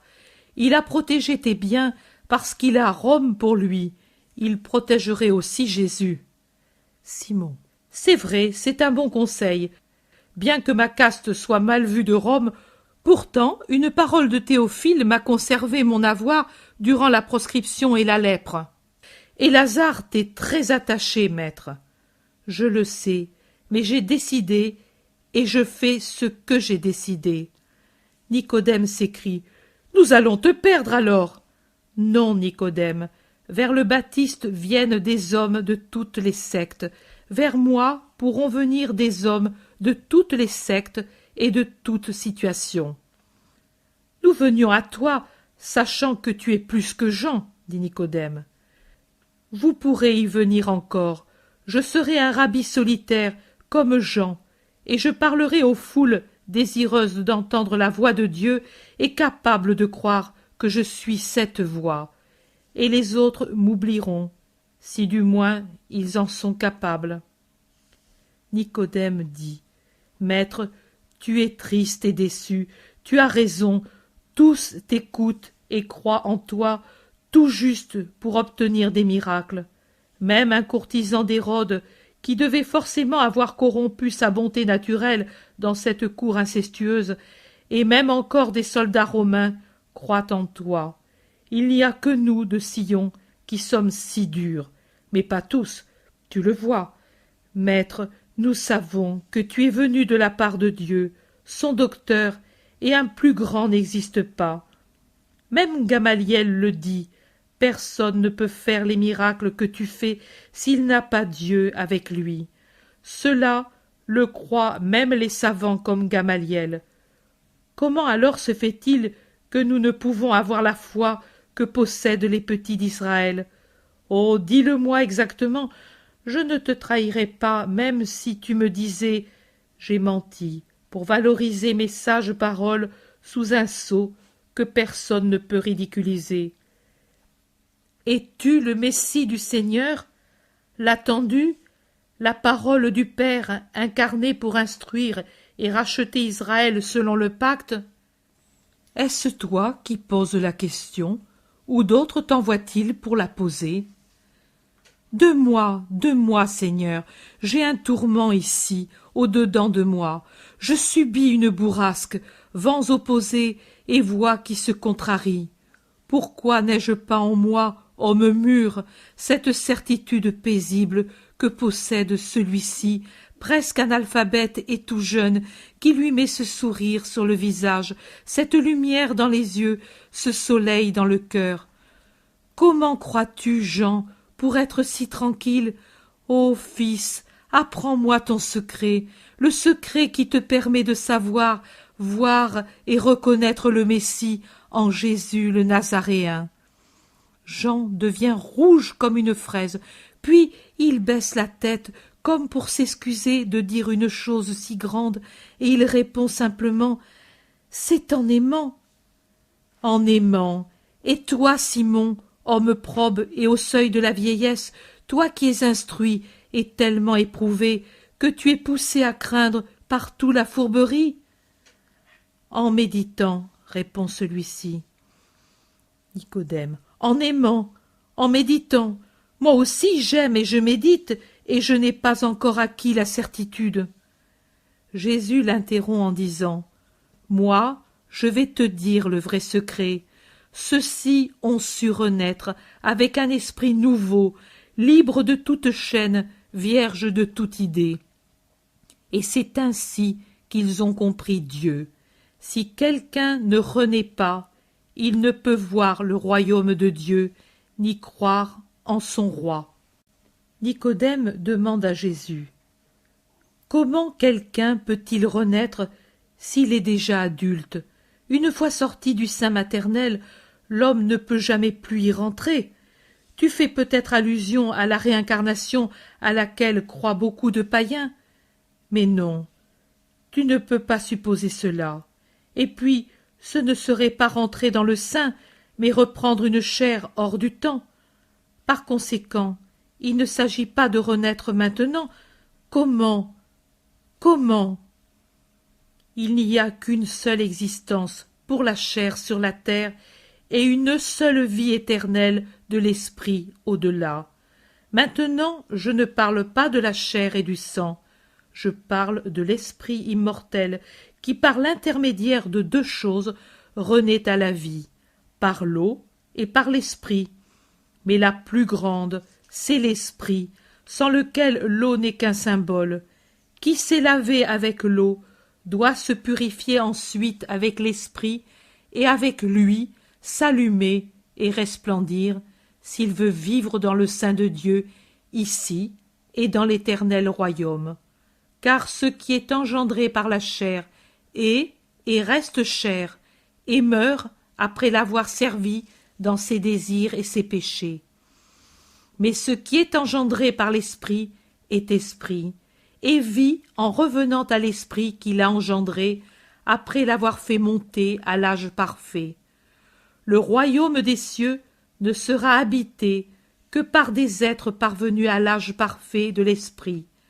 Ne t'étonne donc pas si je dis « Il faut que vous naissiez de nouveau ». Ceux-ci ont su renaître. Le jeune a tué la chair et fait renaître l'esprit en plaçant son moi sur le bûcher de l'amour. Tout a été brûlé de ce qui était matière. Des cendres surgit sa nouvelle fleur spirituelle, éliante, merveilleux, qui sait se tourner vers le soleil éternel. Le vieux a mis la hache d'une honnête méditation au pied de sa vieille pensée, et a déraciné le vieil arbre en laissant seulement le bourgeon de la bonne volonté, d'où il a fait naître sa nouvelle pensée. Maintenant, il aime Dieu avec un esprit nouveau, et il le voit. Chacun a sa méthode pour parvenir au port. N'importe quel vent convient pour celui qui sait se servir de la voile. Vous entendez souffler le vent, et sur sa direction vous pouvez vous baser pour diriger la manœuvre, mais vous ne pouvez dire d'où il vient, ni appeler celui qu'il vous faut. L'esprit aussi appelle, il arrive en appelant, et il passe. Mais seul celui qui est attentif peut le suivre. Le Fils connaît la voix du Père, et il connaît la voix de l'Esprit, l'Esprit qui a été engendré par lui. Nicodème demande « Comment cela peut-il se faire » Toi, maître en Israël, tu me le demandes? Tu ignores ces choses? On parle et on rend témoignage de ce qu'on sait et de ce qu'on a vu. Or donc, je parle et je témoigne ce que je sais. Comment pourras-tu jamais accepter les choses que tu n'as pas vues si tu n'acceptes pas le témoignage que je t'apporte? Comment pourras-tu croire à l'Esprit si tu ne crois pas à la parole incarnée? Je suis descendu pour remonter et emporter avec moi ceux qui sont ici-bas. Un seul est descendu du ciel, le Fils de l'homme, et un seul montera au ciel avec le pouvoir d'ouvrir le ciel, moi, Fils de l'homme. Rappelle-toi, Moïse, il éleva un serpent dans le désert pour guérir ceux qui étaient malades en Israël. quand je serai élevé, ceux que maintenant la fièvre de la faute rend aveugles, sourds, muets, fous, lépreux, malades, seront guéris, et quiconque croira en moi aura la vie éternelle. Même ceux qui auront cru en moi auront cette heureuse vie. Ne baisse pas le front, Nicodème. Je suis venu pour sauver, non pas pour perdre. Dieu n'a pas envoyé son Fils unique dans le monde pour que ceux qui l'habitent soient condamnés, mais pour que le monde soit sauvé par lui. Dans le monde, j'ai trouvé tous les péchés, toutes les hérésies, toutes les idolâtries. Mais l'hirondelle qui rapidement vole au-dessus de la poussière, peut-elle souiller son plumage? Non, elle n'apporte sur les tristes chemins de la terre qu'une virgule d'azur, une odeur de ciel. Elle lance un appel pour secouer les hommes, pour faire élever leur regard au-dessus de la boue et faire suivre son vol qui revient vers le ciel. Il en est ainsi de moi. Je viens pour vous emmener avec moi. Venez. Celui qui croit au Fils unique n'est pas jugé. Il est déjà sauvé, car ce Fils parle au Père et dit « Celui-ci m'aime ». Mais celui qui ne croit pas, il est inutile qu'il fasse des œuvres saintes. Il est déjà jugé, car il n'a pas cru au nom du Fils unique de Dieu. Quel est mon nom, Nicodème? Jésus? Non, Sauveur, je suis le salut. Celui qui ne me croit pas refuse son salut. Il est déjà jugé par la justice éternelle. Et voici ce jugement. La lumière t'avait été envoyée à toi et au monde pour être pour vous le salut, mais toi et les autres hommes avez préféré les ténèbres à la lumière, parce que vous préfériez les œuvres mauvaises auxquelles vous étiez habitués, aux bonnes œuvres que lui vous indiquait, auxquelles il fallait s'y attacher pour devenir saint. Vous avez haï la lumière, parce que les malfaiteurs aiment les ténèbres pour commettre leurs crimes, et vous avez fui la lumière pour qu'elle ne vous révèle pas vos plaies cachées. Ce n'est pas spécialement à toi que je m'adresse, Nicodème, mais c'est là la vérité, et la punition sera en proportion de la condamnation pour l'individu et pour la collectivité. Quant à ceux qui m'aiment et mettent en pratique les vérités que j'enseigne, en naissant donc une seconde fois par une naissance plus réelle, je dis qu'ils ne craignent pas la lumière, mais au contraire qu'ils s'en approchent, car cette lumière augmente celle par laquelle ils ont été primitivement éclairés. C'est une gloire réciproque qui rend Dieu heureux en ses fils, et à leur tour heureux eux aussi en leur Père. Non, les fils de la lumière ne craignent pas d'être illuminés, mais au contraire, en leur cœur et par leurs œuvres, ils disent « Non pas moi, mais lui le Père, lui le Fils, lui l'Esprit ont accompli le bien en moi. » À eux, gloire dans l'éternité, et du ciel, l'éternel chant des trois qui s'aiment répond dans leur parfaite unité. À toi, bénédiction pour l'éternité, vrai Fils de notre volonté. Jean, rappelle-toi ces paroles pour quand ce sera l'heure de les écrire. Nicodème, es-tu convaincu? Maître, oui. Quand pourrais-je te parler encore? Lazare saura où te conduire. J'irai chez lui avant de m'éloigner d'ici. Je m'en vais, maître. Bénis ton serviteur. Que ma paix soit avec toi. Nicodème sort avec Jean. Jésus se tourne vers Simon. Vois-tu l'œuvre de la puissance des ténèbres? Comme une araignée, elle tend son piège, englue et emprisonne celui qui ne sait pas mourir pour renaître papillon, assez fort pour déchirer la toile ténébreuse et passer outre, emportant en souvenir de sa victoire des lambeaux de la toile tout éclairés sur ses ailes d'or, comme des oriflammes et des étendards pris à l'ennemi. Mourir pour vivre, mourir pour vous donner la force de mourir. Viens, Simon, te reposer, et que Dieu soit avec toi. Tout prend fin. Chapitre 84. Jésus chez Lazare, avant d'aller à la Belle Eau. Jésus monte par le sentier escarpé qui conduit au plateau sur lequel est construite Béthanie. Il ne suit pas cette fois la route principale. Il a pris le sentier plus escarpé et plus direct qui va du nord-ouest vers l'est et qui est beaucoup moins fréquenté peut-être à cause de sa forte pente. Il n'y a que les voyageurs pressés qui l'utilisent, ceux aussi qui conduisent des troupeaux et qui préfèrent éviter le va-et-vient de la route principale. Ceux qui, comme Jésus aujourd'hui, ne veulent pas se faire remarquer d'un grand nombre de personnes. Lui monte en avant. Il parle en secret avec le zélote. Derrière, un premier groupe où se trouvent les cousins avec Jean et André, puis un autre groupe avec Jacques de Zébédée, Matthieu, Thomas, Philippe, qui restent les derniers. Barthélemy avec Pierre et l'Iscariote. On arrive au plateau élevé sur lequel Béthanie rit au soleil d'une sereine journée de novembre. En regardant vers l'Orient, on voit la vallée du Jourdain et la route qui vient de Jéricho. Jésus donne l'ordre à Jean d'aller avertir Lazare de son arrivée. Pendant que Jean s'y rend rapidement, Jésus avance lentement avec les siens, salué un peu partout par des personnes de l'endroit. La première qui arrive de la maison de Lazare est une femme qui se prosterne jusqu'à terre en disant « Heureuse journée pour la maison de ma maîtresse. Viens, maître.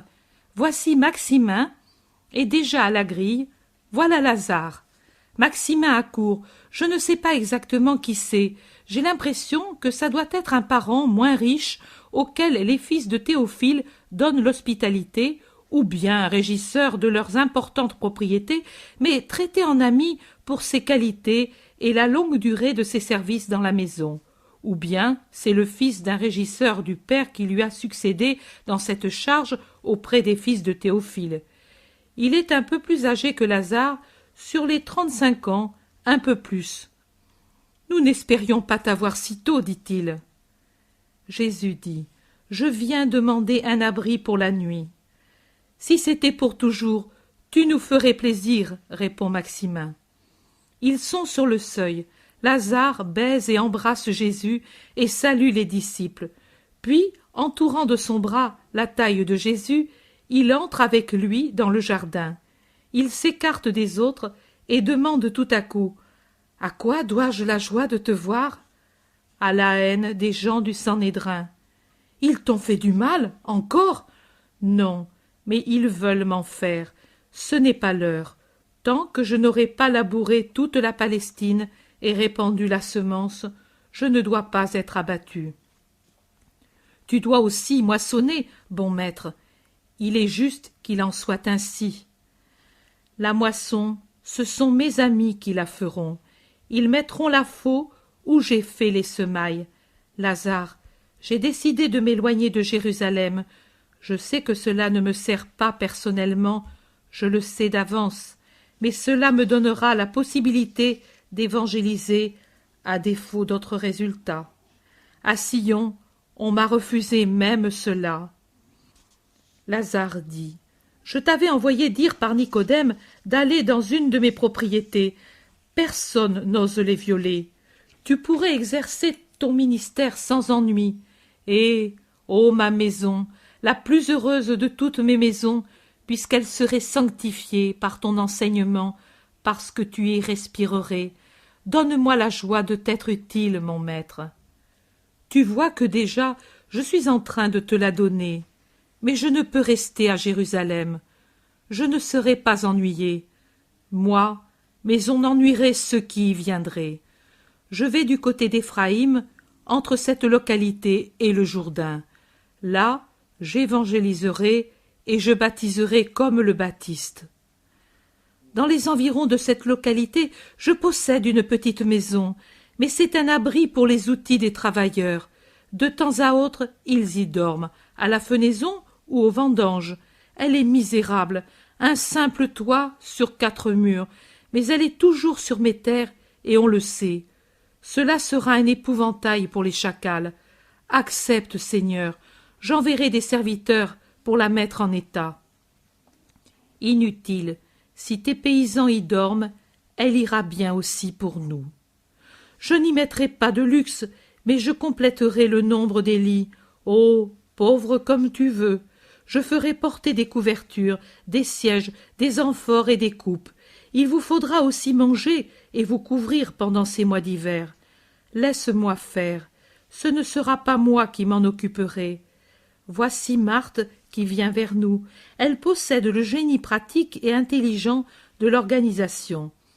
Elle est faite pour la maison et pour être le réconfort physique et spirituel de ceux qui l'habitent. Viens, ma douce et pure hôtesse. Tu le vois, moi aussi, je me suis réfugiée sous sa maternelle protection dans sa part d'héritage.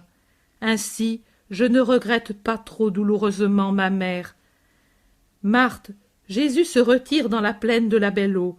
De beau, il n'y a que le sol fertile. La maison est un bercail, mais lui veut une maison de pauvres. Il faut y mettre ce qui est nécessaire. Donne des ordres, toi si brave. Et Lazare baise la main très belle de sa sœur, qu'elle lève ensuite pour le caresser avec un véritable amour maternel. Puis Marthe dit « J'y vais tout de suite. J'emmène avec moi Maximin et Marcel. Les hommes du char aideront pour l'organisation. Bénis-moi, maître, ainsi j'emporterai avec moi quelque chose de toi. » Oui, ma douce hôtesse, je t'appellerai comme Lazare. Je te donne mon cœur pour que tu le portes avec toi dans le tien. Lazare dit « Sais-tu, maître, qu'aujourd'hui Isaac se trouve avec Élie et les autres dans ses campagnes? Ils m'ont demandé ce pâturage en bas, dans la plaine, pour être un peu ensemble, et j'ai consenti. Aujourd'hui, ils changent de pâturage, et je les attends pour le repas. J'en suis heureux, et je leur donnerai des instructions. Oui, pour pouvoir garder le contact, mais de temps en temps tu viendras, n'est-ce pas? Je viendrai.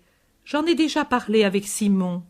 Et comme il n'est pas raisonnable que j'envahisse la maison avec les disciples, j'irai dans la maison de Simon. Non, maître, pourquoi me donner de la peine? Ne recherche pas, Lazare, je sais que c'est bien, mais alors je serai toujours dans ton domaine. Ce que Simon ignore encore, je le sais. Celui qui voulait acquérir sans se montrer, sans discuter, simplement pour rester près de Lazare de Béthanie, c'était le fils de Théophile, le fidèle ami de Simon le Zélote et le grand ami de Jésus de Nazareth. Celui qui a doublé la somme pour Jonas et n'a pas pris sur l'avoir de Simon pour donner à ce dernier le plaisir de pouvoir faire beaucoup pour le maître qui est pauvre et pour les pauvres du maître, c'est quelqu'un dont le nom est Lazare, celui qui, discret et attentif, met en train, dirige, soutient tous les bons efforts pour me donner aide et réconfort ainsi que protection. C'est Lazare de Béthanie, je le sais. Oh, ne le dis pas, j'avais cru si bien faire d'agir ainsi et en secret. Pour les hommes, c'est un secret, mais pas pour moi. Je lis dans les cœurs. Veux-tu que je te dise pourquoi la bonté que tu as déjà naturellement se teinte d'une perfection surnaturelle? C'est parce que tu demandes un don surnaturel, tu demandes le salut d'une âme en même temps que ta sainteté et celle de Marie.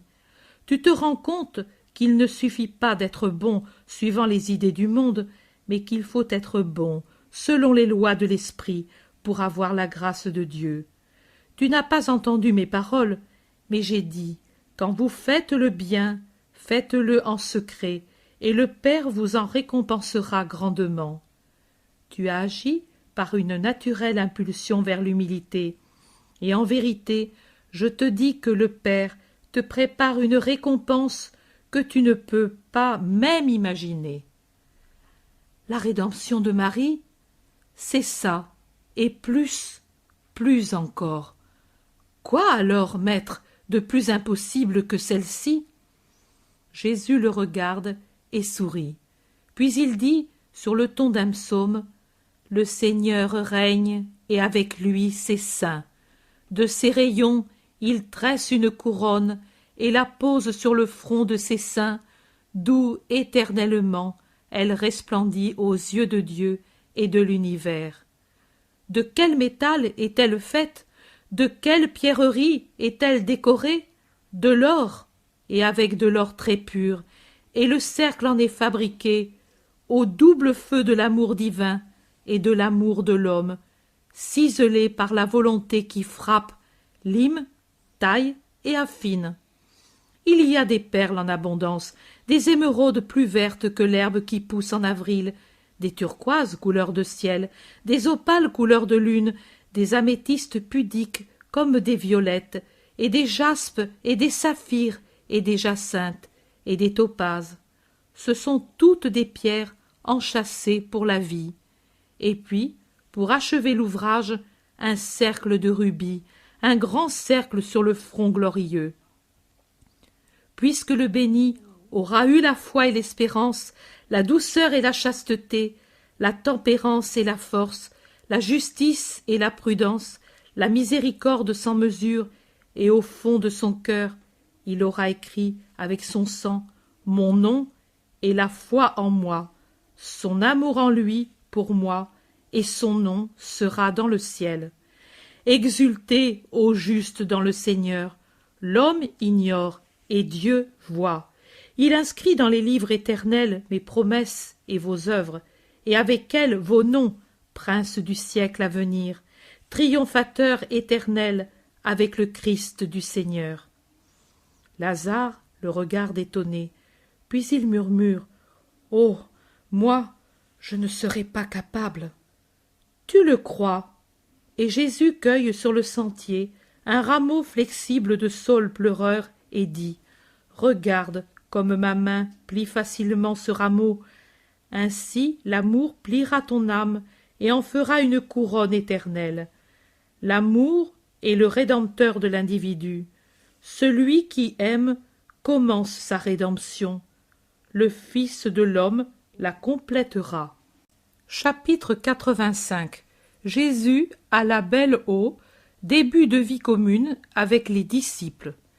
Si on veut faire une comparaison entre cette maisonnette basse et rustique et la maison de Béthanie, certes c'est un bercail comme dit Lazare, mais si on la compare aux maisons des paysans de Doras, c'est une habitation assez belle. Très basse et très large, solidement construite, elle a une cuisine, c'est-à-dire une cheminée, dans une pièce toute enfumée où se trouvent une table, des sièges, des amphores et un rustique égouttoir avec des plats et des coupes. Une large porte de bois brut sert d'entrée et laisse pénétrer la lumière. Puis, sur la même paroi où elle s'ouvre, il y a 3 autres portes qui donnent accès à 3 grandes chambres, longues et étroites, dont les murs sont blanchis à la chaux. Comme dans la cuisine, le sol est en terre battue. Dans 2 d'entre elles, il y a maintenant des couchettes. On dirait des petits dortoirs. Les nombreux crochets fixés dans les murs indiquent qu'on y accrochait des outils et peut-être des sacs de produits agricoles. Maintenant, ils servent de porte-manteaux et on y suspend aussi les besaces. La 3e chambre, c'est plutôt un couloir qu'une chambre, car la longueur et la largeur sont disproportionnées, est vide. Elle devait servir aussi à abriter des animaux, car elle a une mangeoire et des anneaux au mur. Elle présente ses trous particuliers au terrain frappé par des sabots ferrés. À présent, il n'y a rien. Au dehors, près de ce dernier local, il y a un large portique rustique.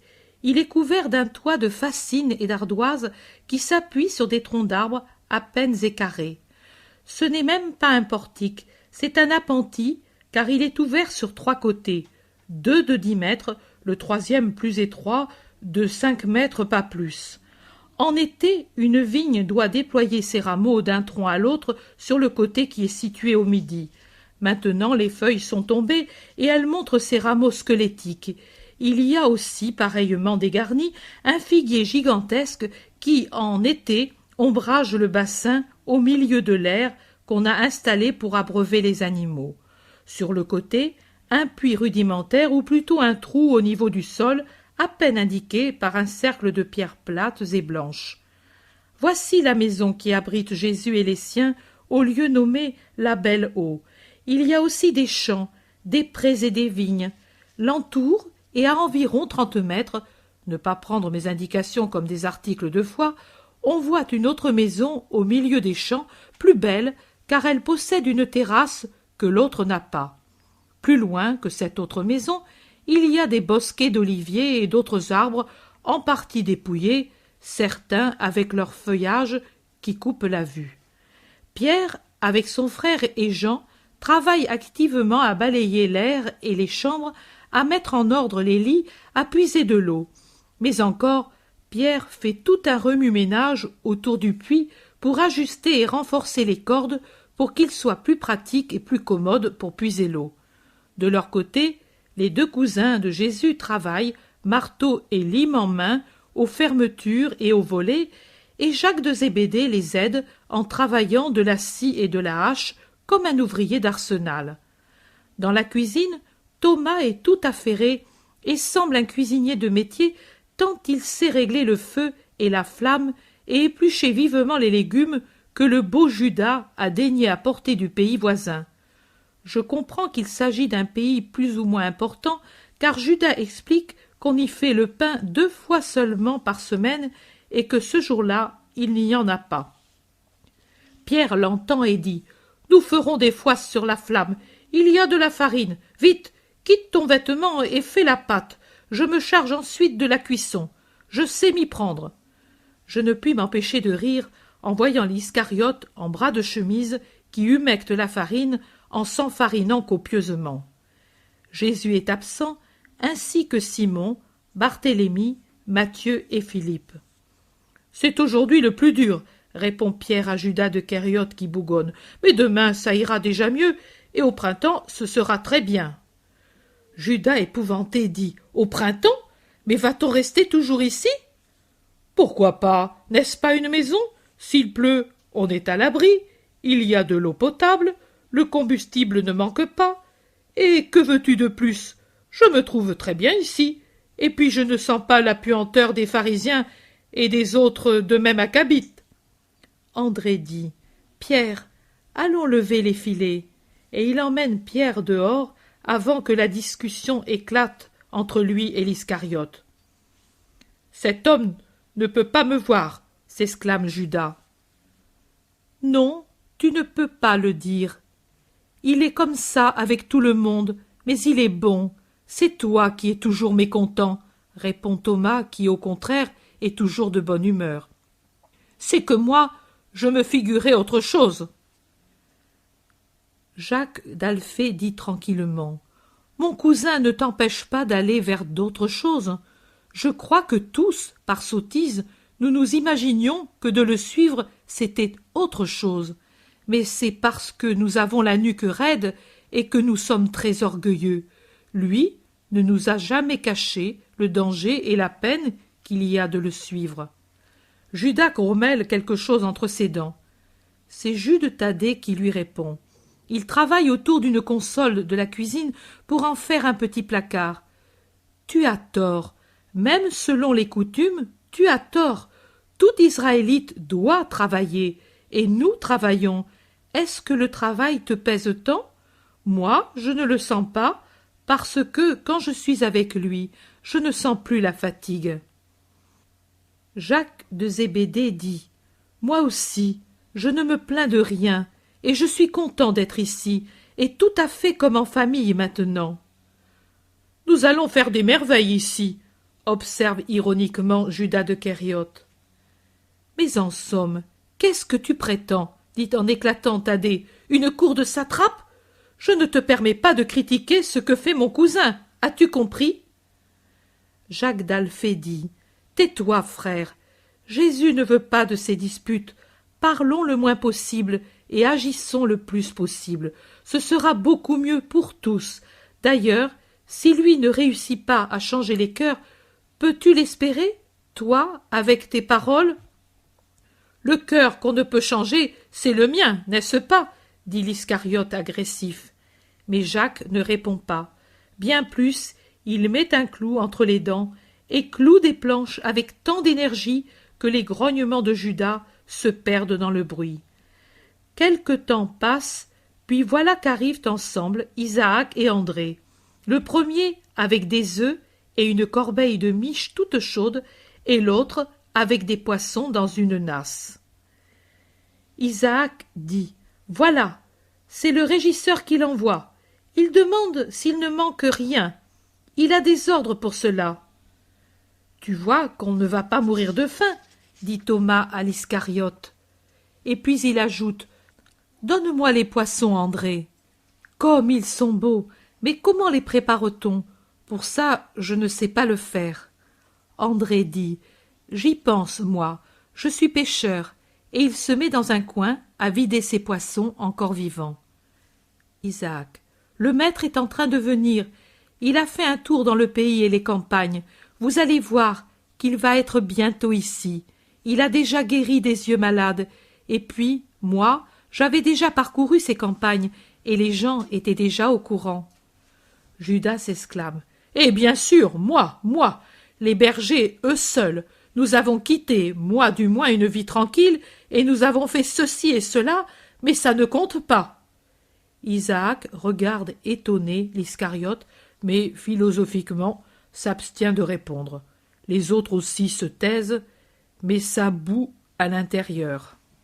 La paix soit avec vous tous. Jésus est sur le seuil, souriant, bon. On dirait que le soleil brille davantage depuis qu'il est là. Les braves, tous au travail. Puis-je t'aider, cousin? Non, repose-toi, j'ai fini. Jésus, un peu triste, dit. Nous sommes chargés de nourriture. Tout le monde a voulu donner, si tous les gens avaient le cœur des humbles. Ô mon maître, que Dieu te bénisse! C'est Pierre qui entre avec un fagot sur les épaules et qui, sans le déposer, salue ainsi son Jésus. Que le Seigneur te bénisse, toi aussi, Pierre. Vous avez bien travaillé. Et puis, nous travaillerons davantage aux heures de liberté. Nous avons une maison de campagne, nous, et il nous faut en faire un Éden. Entre-temps, j'ai arrangé le puits, pour qu'on voie la nuit où il se trouve, et pour être sûr de ne pas perdre les brocs en les descendant. Et puis, tu vois le travail de tes braves cousins, tout ce qu'il faut pour vivre longtemps dans un endroit. Moi, pêcheur, je n'aurais pas su. Ils sont vraiment braves. Et aussi Thomas, il pourrait être chef cuisinier chez Hérode. Judas aussi est brave. Il a fait des foisses merveilleuses. Et inutile, il y a du pain, répond Judas de mauvaise humeur. Pierre le regarde, et je m'attends à une réponse salée, mais Pierre secoue la tête, arrange les cendres chaudes et étend les foisses dessus. Thomas dit en riant « Tout va être prêt !»« Parleras-tu aujourd'hui » demande Jacques de Zébédée. « Oui, entre la 6e et la 9e heure. Vos compagnons l'ont dit, mangeons donc sans tarder. » Encore un moment, et puis Jean met le pain sur la table, prépare les sièges, apporte les coupes et les amphores. Thomas apporte les légumes cuits et les poissons grillés. Jésus est au centre, il offre et bénit. Il fait la distribution et tous mangent de bon appétit. Ils sont encore en train de manger quand, dans la cour, s'amènent des personnes. Pierre se lève et va à la porte. « Que voulez-vous » ? « Le rabbi, ne parle-t-il pas ici ?» Pierre répond. « Il va parler, mais à présent il mange, car il est homme. Lui aussi. Asseyez-vous là-dessous et attendez. » Le petit groupe s'en va sous le hangar rustique. C'est que le froid va venir, et il va souvent pleuvoir. Je dis que l'on pourrait bien utiliser cette étable vide. Je l'ai bien nettoyée. La crèche servira de siège. « Ne fais pas de stupides ironies, dit Judas. Le rabbi est un rabbi. Mais quelles ironies! S'il est né dans une étable, il pourra parler d'une crèche. Pierre a raison, mais je vous en prie, aimez-vous. Jésus paraît bien là en disant ces paroles. Ils finissent de manger, et Jésus sort tout de suite pour aller près de la petite foule. « Attends, maître !» lui crie par derrière Pierre. « Ton cousin t'a fait un siège parce que le sol est humide là-dessous. »« Pas besoin, tu sais bien que je parle debout. Les gens veulent me voir et moi je veux les voir. Plutôt faites des sièges et des civières. Peut-être il viendra des malades, cela servira. » Jean dit « Tu penses toujours aux autres, bon maître » et il lui baise la main. Jésus se rend avec son sourire légèrement triste vers la petite foule. Les disciples vont avec lui. Pierre, qui est exactement à côté de Jésus, le fait pencher vers lui et murmure doucement « Par derrière le mur se trouve cette femme voilée. Je l'ai vue, elle est là depuis ce matin. Elle nous a suivis depuis Béthanie. Faut-il la chasser ou la laisser ?»« Laisse-la, je l'ai dit. » « Mais si c'est une espionne, comme dit l'Iscariote ?»« Non, elle ne l'est pas. Fie-toi à ce que je te dis. Laisse-la, ne dis rien aux autres, et respecte son secret. » Pierre répond « Je me suis tu, car j'ai pensé que cela valait mieux. » « Paix à vous qui cherchez la parole, commence Jésus. Il s'en va au fond de la galerie, et derrière lui, il y a le mur de la maison. Il parle lentement à une vingtaine de personnes assises par terre ou adossées aux colonnes dans la tiédeur d'un soleil de novembre. L'homme tombe dans une erreur quand il considère la vie et la mort, et par l'application qu'il fait de ces deux termes, il appelle vie le temps où, enfanté par la mère, il commence à respirer, à se nourrir, à se mouvoir, à penser, à agir, et il appelle mort le moment où il cesse de respirer, de manger, de remuer, de penser, de travailler, quand il devient une dépouille froide et insensible, prête à rentrer au sein d'un tombeau. Mais ce n'est pas exact. Je veux vous faire comprendre la vie, vous indiquer les œuvres qui conviennent à la vie. La vie n'est pas l'existence n'est pas la vie. La vigne qui s'attache à cette colonne existe, mais elle n'a pas la vie dont je parle. Cette brebis qui bêle, attachée à cet arbre au loin, existe aussi, mais elle n'a pas la vie dont je parle. La vie dont je parle ne commence pas avec l'existence et ne prend pas fin en même temps que la chair. La vie dont je parle ne commence pas dans un sein maternel. Elle commence quand, dans la pensée de Dieu, naît, créée par lui, une âme faite pour habiter une chair. Elle prend fin quand le péché la tue. D'abord l'homme n'est qu'une semence qui se développe, semence de chair au lieu de gluten ou de moelle comme l'aisselle des blés ou des fruits.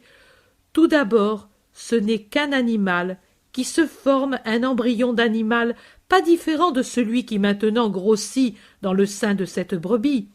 Mais à partir du moment où dans cette conception humaine pénètre cette partie incorporelle et qui cependant est la plus puissante dans son incorporéité qui l'élève, voilà qu'alors l'embryon animal non seulement existe avec les pulsations de son cœur, mais vit selon la pensée créatrice et devient homme, créé à l'image et à la ressemblance de Dieu, fils de Dieu, futur citoyen du ciel.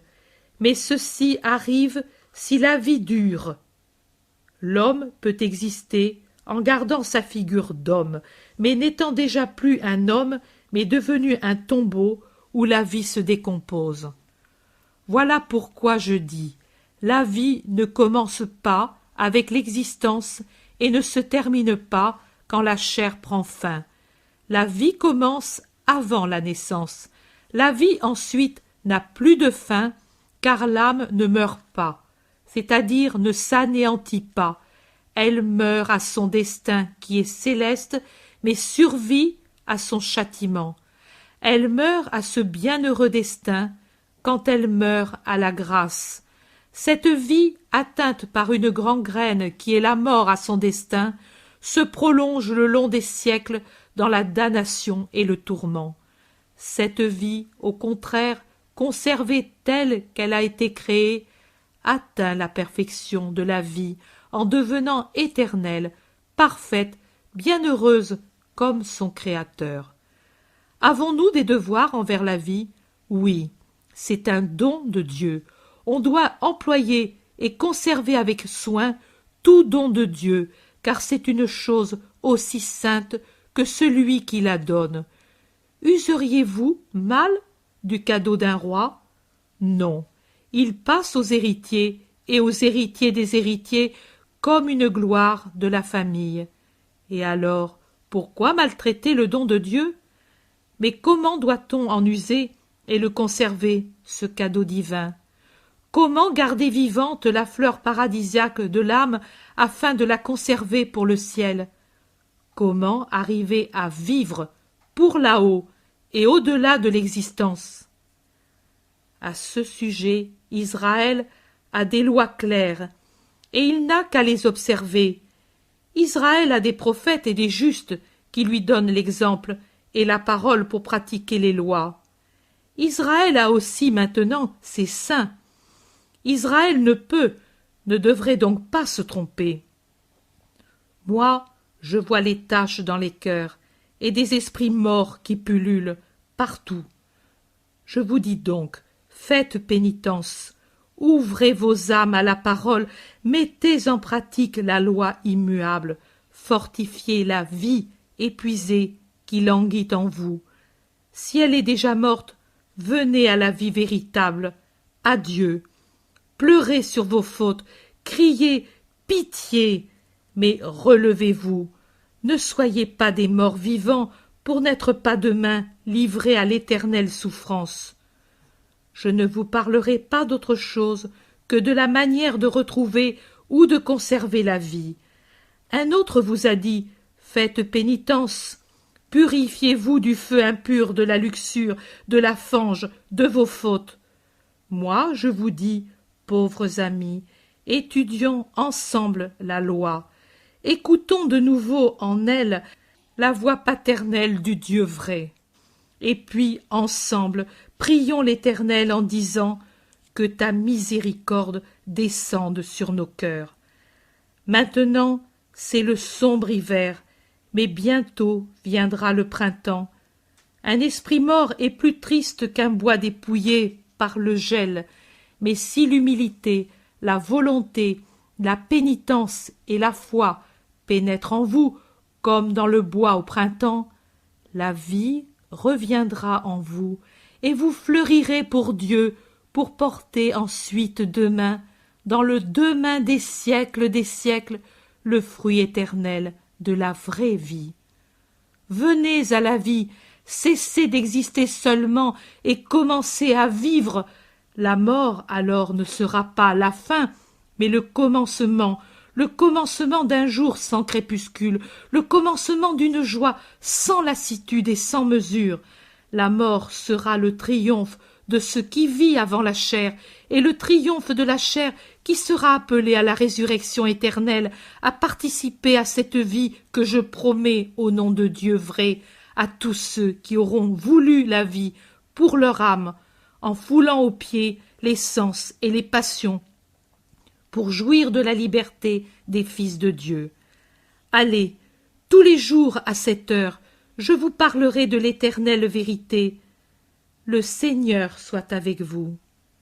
Les gens s'en vont lentement, avec beaucoup de commentaires. Jésus revient dans la petite maison solitaire, et tout